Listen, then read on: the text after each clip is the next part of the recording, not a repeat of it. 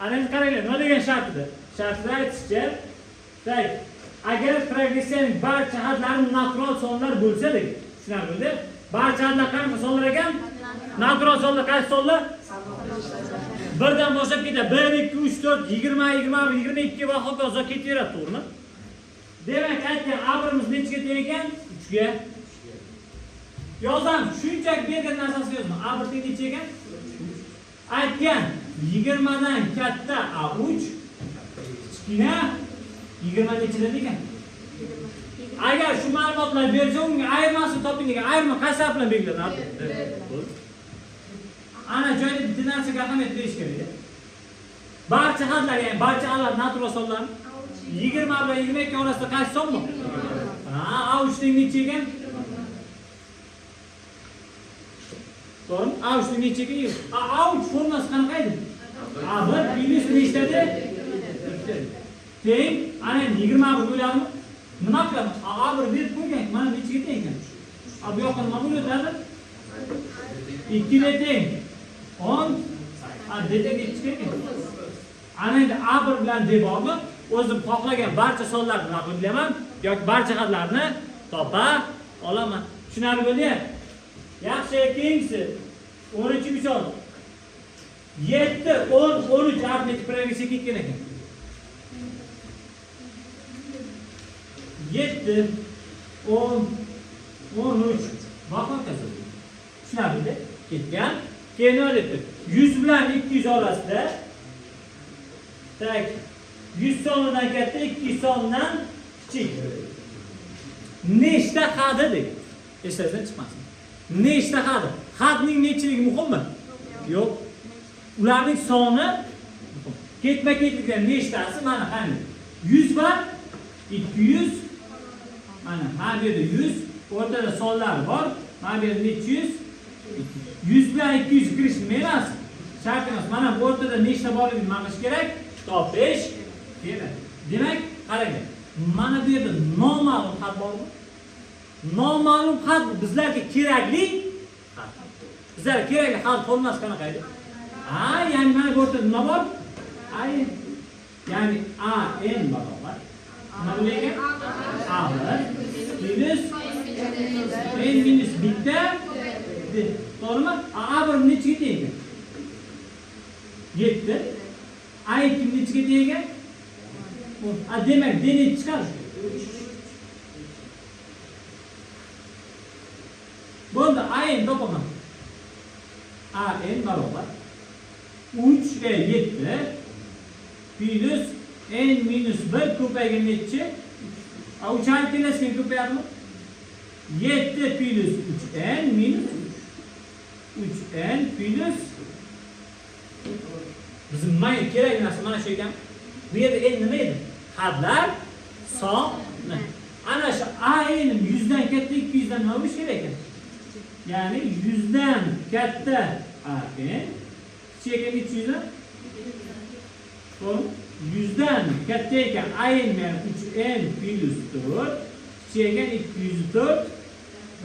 To'g'rimi? Bu qo'sh tengsizlikmi? Qo'sh tengsizlik ishlash bilaman. Xohlasam shu yerda ishlayman. Xohlasam tengsizliklar sistem mana shu yerda ishlamoqchiman. Birinchi 4 yo'qotaman. 4 bu yoqqa ham o'tadi, bu yoqqa ham o'tadi. Ayirish bo'lib o'tadimi? 100 dan 4 ayirsam 96 dan katta 3n, kichik mana 200. 200 dan 4 ayirsam necha bo'ladi? 190. 3 ga bo'lib yuboraman. 32 dan katta n, kichik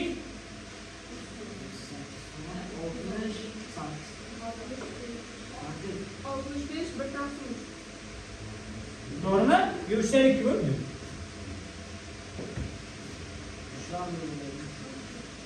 To'g'ri. 65 3 dan. Ana qaranglar. 32 dan katta, 65 dan kichik nechta son bor? Savol. 33, 34, 35 va hokazo 65 o'zi ham qadmi? Birdan boshlansa, 32 ta chiqib ketyaptimi? 65 ayirgan nechi? 33 ta. Ya'ni nechta harf bor ekan?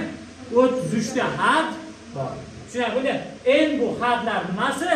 Soni. Tushunarli bo'lyapti? nechta xat bor desa, demak nimani topishimiz kerak ekan? N'ni topishimiz kerak. Tushunarlimi? Hamma tushundimi? Agar bular ichidagi eng kattasini top desachi, xatning eng oxirgisi 65 mi? Nechini topishim kerak? A 65. A1 plus 64 ta A1 nechi? 7 plus 64 kara 3. 7 plus 190. Eng oxirgi xatni top desak, nechi bo'lar ekan? 190.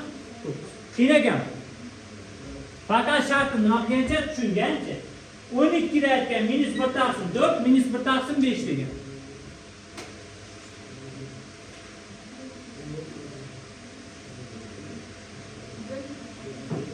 Nimani topinglar degan? Arifmetik qilsang nechta xadim manfiy degan. Qarang, sonlar o'zi nechta sonlar bor? Manfiy son 0 va faqat manfiy kerak. Bu degani 0 chiqib ketadi, musbat chiqib ketadimi? Manfiy 0 dan nima degani? Demak, mana bu yer noma'lum xat bor, yana. Ya'ni noma'lum xat a'nmidi? A'n ham 0 dan nima bo'lish kerak ekan? Bo'ldi, a'n formasi qanaqa edi? A1 plus n minus bitta deb bo'ldi. A'n yozib qo'ysam, a'n barobar minus 1 taqsim 4 mana bu A1 beradi. Den topish uchun minus 1 taqsim 5 dan ayiraman, minus 1 taqsim nechini? Plus 1 taqsim nechi ekan? 20 mi? 1 taqsim 4 plus 1 taqsim 20 ko'paygan n minus, ya'ni qancha nima qilaman? Sabab, chunki mana 1 taqsim 20 n bu harf bo'ladi, lekin mana bu yer son bor. Ikkita son birlashib ketadi. 1 taqsim 20 n ayrilgan. Tak. 1 taqsim qo'shilgan 1 taqsim nechi bo'lib qolar ekan? 5. 1 taqsim 20 bo'ladi, bunga 5 tadan bersa, bu yer to'xtanglar. 5 6, 3 taqsim 10 bo'ladi. Minus 3 taqsim. Qanday? 5 taqsim 20, 1 taqsim 20 ishoralar bir xil. Qo'shilsa 6 taqsim 20. 2 ga qisqarsa 3 taqsim 10. Demak, mana shu narsa noldan nima bo'lar ekan? Chunki shartida uni nima degan? Manfiy bo'ladi. Demak, men bunga ikkitadan umuman berib tashlab yuborsam bo'ladimi? N minus 6 kichkina 0 dan. N kichik nechidan? 6. Demak, o'zi 1 dan boshlanadimi? 1 2 3 4 5 6 dan kichik bu yoqni nima qila olmayman? Ola olmayman. Demak, nechta xadi bo'lar ekan? Manfiy 5 ta xadi man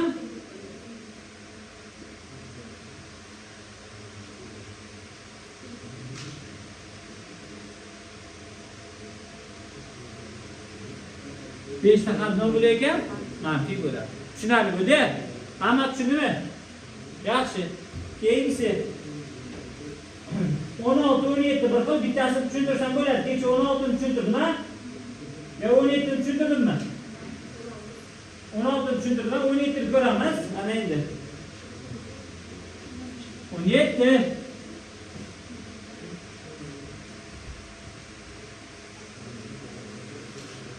A1 teng 1, A5 teng 5 plus x.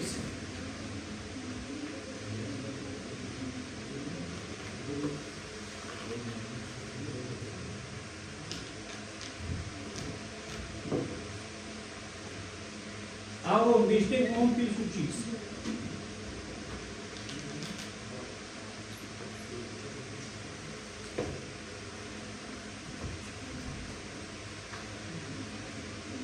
Nima toping degan? A39 ni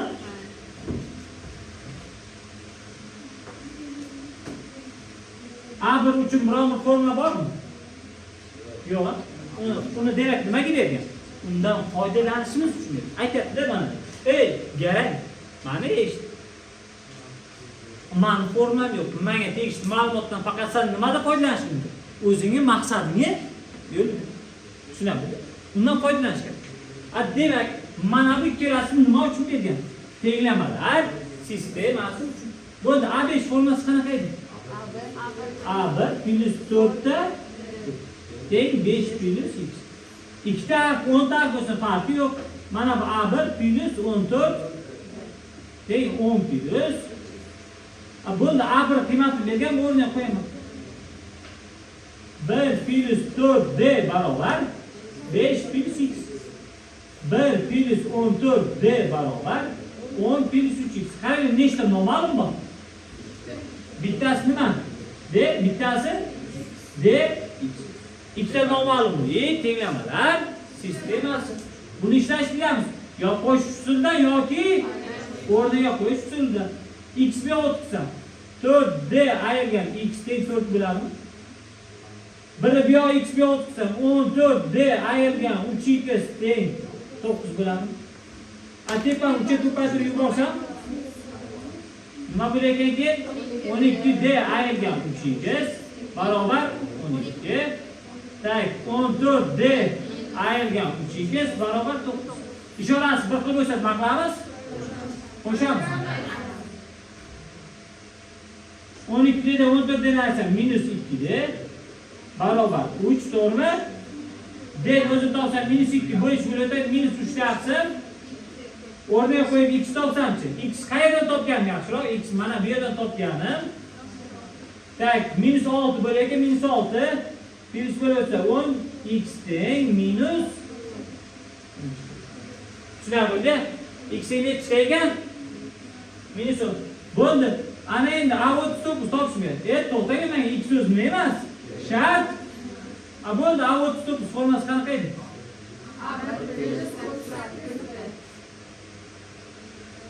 A1 nechi edi bizada? 1 minus 38 19 kare 3. 57 minus 50 qiyin ekanmi? Javob nima chiqar ekan? Minus 56. Qiyin joyi yo'q. Faqat aytgan narsasini o'z joyiga qo'ysa bo'ldi. Misol ozgina nima qilish kerak? Quloq solish kerak va ozgina eshitish kerak. Ana endi 18 arifmetik progressiyaning 2-haddi minus 7 ga 5 va 8-hadlar ayirmasi minus 6 ga edi. Shunchaki so'z bilan berib qo'ygan aytgan narsasini hadma-had yozsak bo'ldimi? Tak, 2-haddi A2 minus 7 ga teng ekan. 18 mana shu yerga yozsam qarshi emasmisizlar? A2 nechi debdi? Minus 7 mi? A3 minus A5. A5 minus A8. A5 minus A8. A5 minus A nechi degan? Minus bir qaysi bir birinchi kelsa o'shani birinchi yozamiz. Birinchi 5-haddi degan uchun nima qo'ydik? A5. Ana endi nimani topdik bizada? Qarang, nechinchi haddiga aniqmi? Yo'q. Ammo ma'lum haddi. Va bizlarga keraklisi demak A endi necha ekan? Nechinchi had deyapti? Sonini so'rayaptimi yoki hadning o'zini so'rayaptimi? Sonini so'rayapti, ha? Soni n mi? N teng nima hisoblanadi? Bo'ldi. Demak A2 formulasi qanaqa edi? Nechi? A5-chi. A1 minus 4 minus A1 minus bo'ladi 7 deymi? Yo'q, hali soddalashtirishimiz kerak. A1 plus D teng nechi? Minus 7. A1 dan qisqarib ketdi. 4 da 7 dan minus 3 teng. D teng nechi chiqargan? O'rniga 2 qo'ysam A1 nechi chiqargan? Minus. Bo'ldi. A1 formulasi qanaqa edi?